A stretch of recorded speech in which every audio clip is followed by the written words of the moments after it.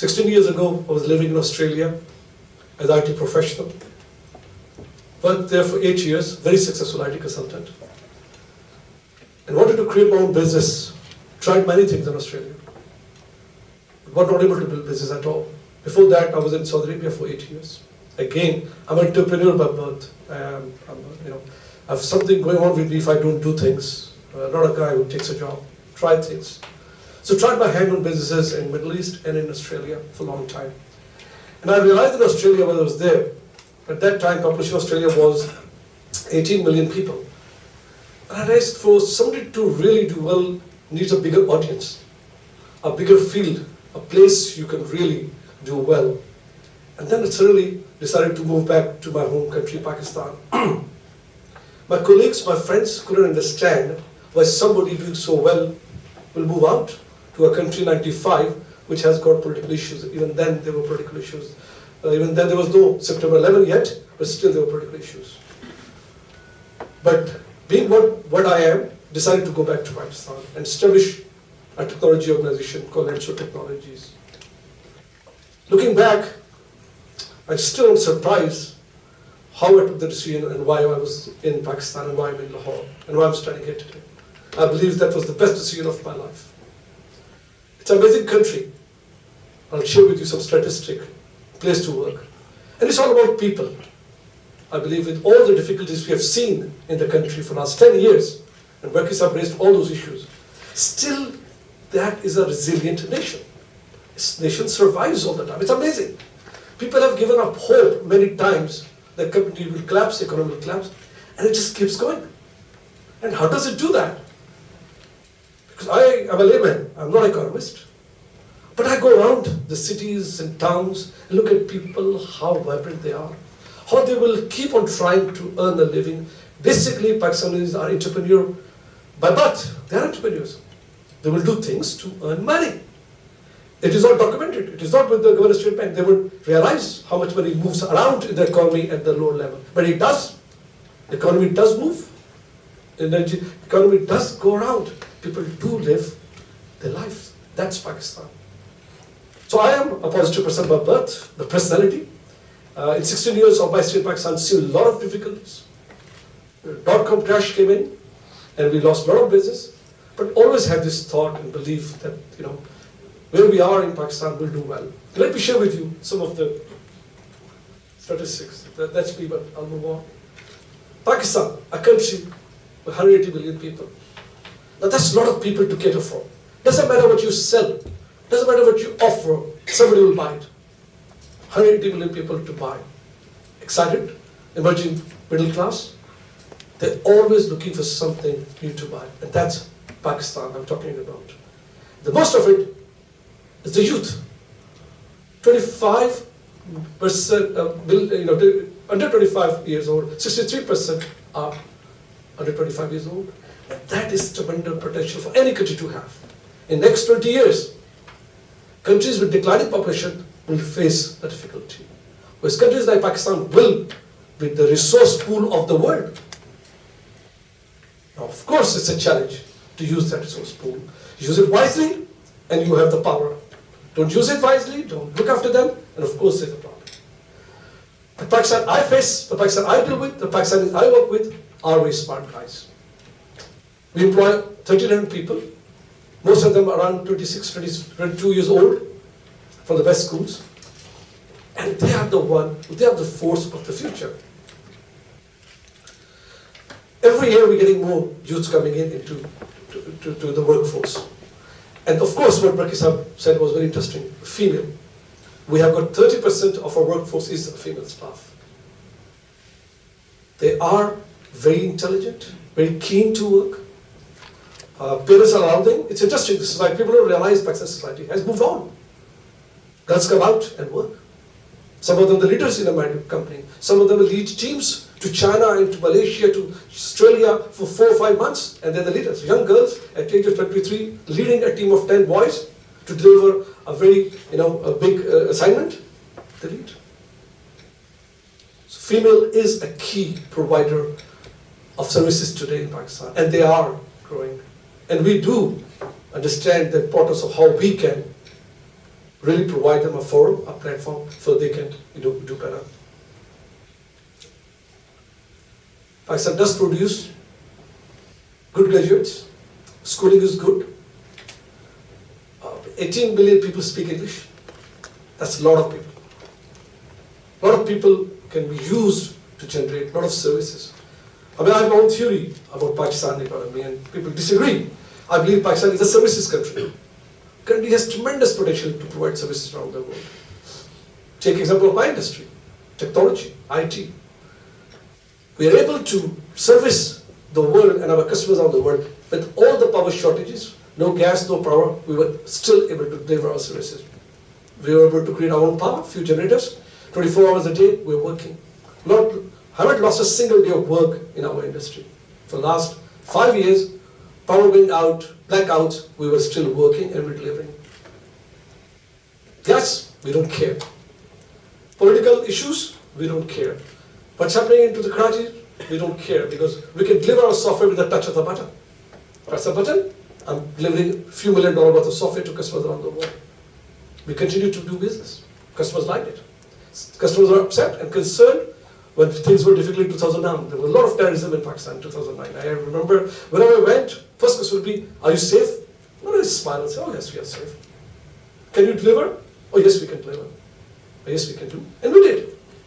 We delivered our commitments, delivered our software, delivered our services to the world, and now they don't even ask anymore. Doesn't matter.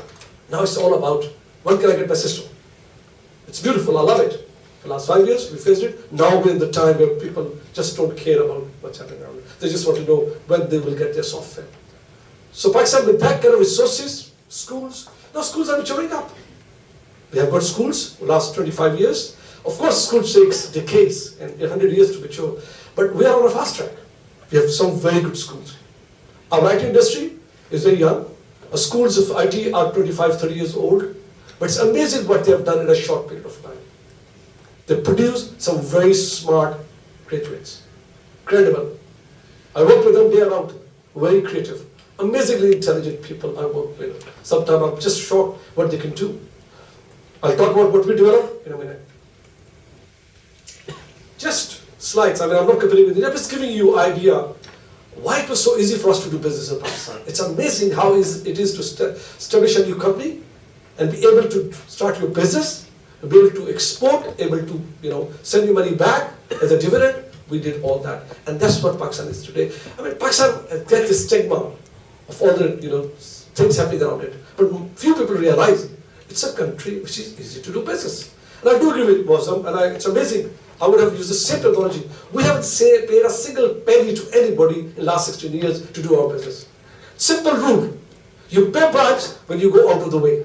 You pay bribes when you want to do something, you want to fast track things. Don't fast track. We don't need to fast track. We plan well. We plan ahead. I got a new power supply to my office. We know it takes a year. We'll plan for a year. We make sure we don't pay a single penny. We have not paid a single penny bribe in the last 16 years, and we do a lot of business treatment. So there is no, this stigma of bribery corruption is there, of course it is there. But most of them are people who are trying to fast track or cut corners or trying to get something which they don't deserve. That's when you pay bribes. But we have not paid bribes, and we don't believe we intend to pay any bribes in the future at all. Let's move on. Pakistan industry, we'll talk about that. It's a very vibrant industry. It is amazing what's happening. Even my friend from Governor State Bank will not realize how big it is. Because the numbers coming out of state banks on export of IT is only about $250 million, not the right number. Those numbers to state bank comes through the companies like that, which register themselves as export-oriented companies. But we have about 1,500 companies working today. I know because I'm in the industry for that long. Each company employ over 100 people. Our export, by my numbers, and the way we charge, and the way we pay salaries and we maintain our business, I believe we are doing over $1.5 billion of export today. So the remittances we see of $12 billion, it's not all diaspora paying, it's our earning by people who work in Pakistan also, but most of it comes through remittances. And that's what we have to fill the gap. That's a big number of money coming into Pakistan, in the economy from IT services. Two types of business we are doing. We have 1,500 companies working as companies. Then we have a cottage industry, as Barkisab mentioned, working from home, downloading work on the website and delivering it on the net back and earning about $4,000 to $5,000 per month. That's a lot of money for a young guy who comes out of schools developing apps, mobile apps and Facebook apps or whatever.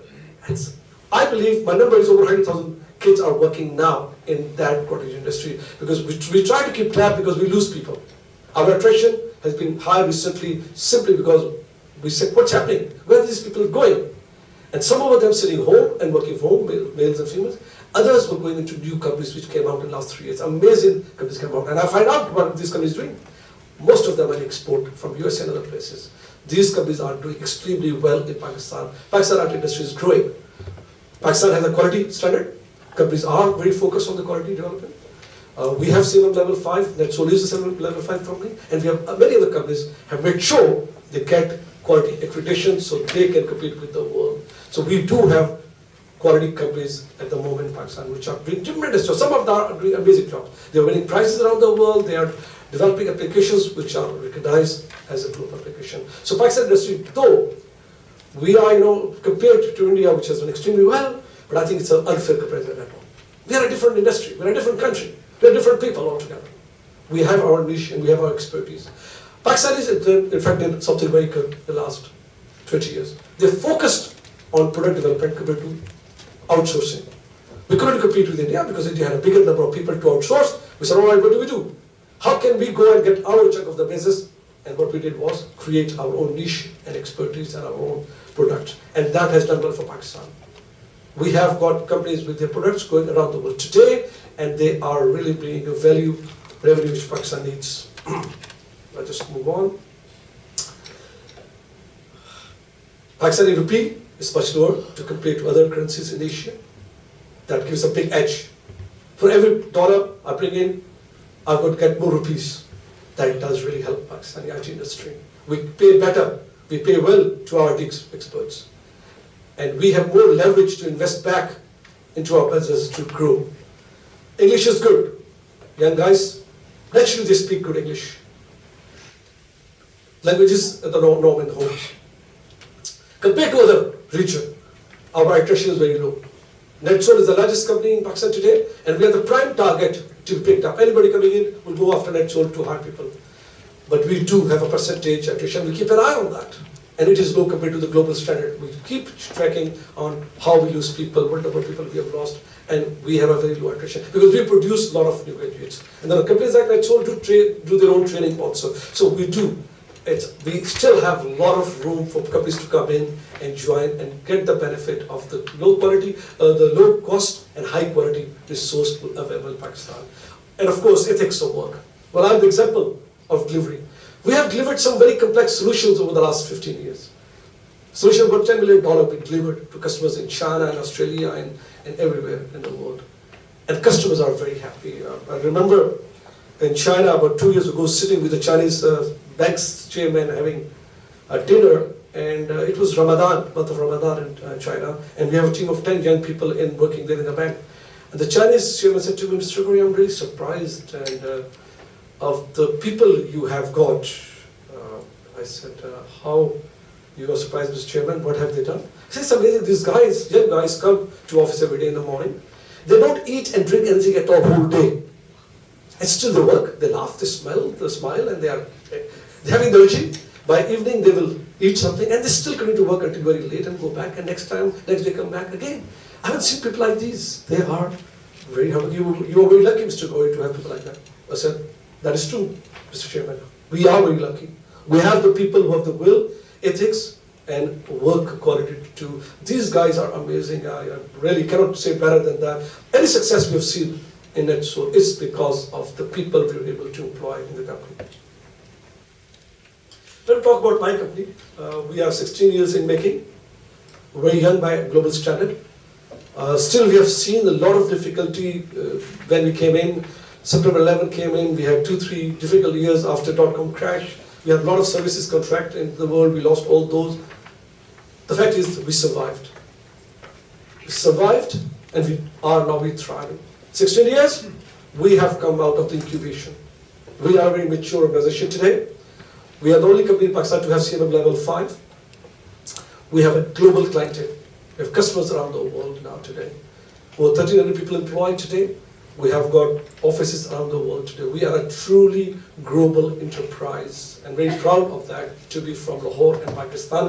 And it's tell you what, over the years, since September 11, there was so much pressure for us to move our facility to different countries, Philippines, Sri Lanka, Bangladesh, you name it. We said, no, we are not doing no such thing at all. We will stay where we are and we'll face, because we will get the benefit of the country of Pakistan. And I'm so glad, and our directors of the board agreed today, and we're happy that we stayed in Pakistan, because today we are getting the benefit of the company we created, and we are the largest company of Pakistan today. Just a map to tell you where we are. We have a big facility in San Francisco. In London, out of London, we have a development facility. In Bangkok, we have a big business center. In Beijing, we are now becoming a big center here. We have got, in China, we have got 90% of the lease and finance market using our software. That's Chinese market. Each of them paying $2 to $4 billion to use our software. That is what I believe is the success of our company.